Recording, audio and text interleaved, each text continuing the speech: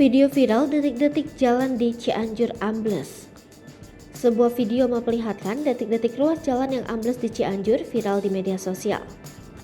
Video tersebut diunggah oleh akun Bima1 Cianjur pada Sabtu 18 Juni 2022.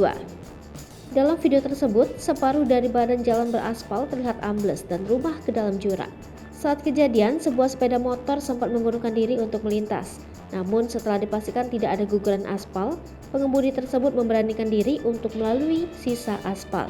Berikut kronologi kejadian dan penjelasan dari BPBD Kabupaten Cianjur. Kronologi kejadian. Kepala Pelaksana BPBD Kabupaten Cianjur Fathar Rizal membenarkan peristiwa jalan amblas di Cianjur itu.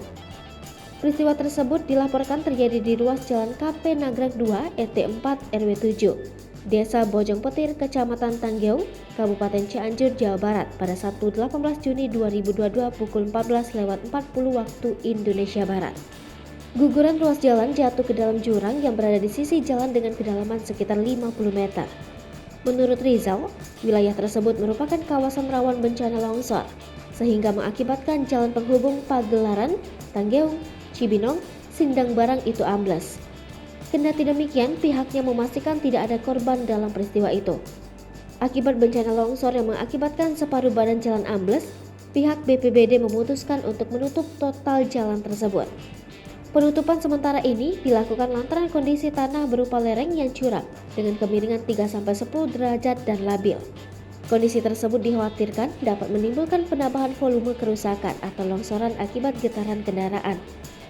Adapun bagi pengendara yang melewati jalan protokol itu akan diarahkan menuju jalan alternatif Sukanagara, Kadupandak, Cijati, Tanggeung.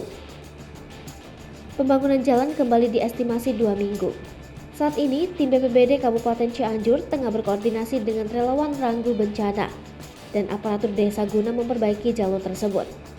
Berdasarkan hasil koordinasi BPBD, Balai PUTR Provinsi Jawa Barat, dan sejumlah pihak lainnya, mereka sepakat untuk membangun jalan baru sepanjang 100 meter dengan menggali tebing.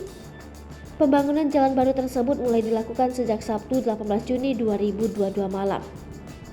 Selama pembangunan jalan baru diselesaikan, BPBD mengimbau kepada masyarakat agar tetap berhati-hati, terutama ketika cuaca hujan dengan intensitas tinggi.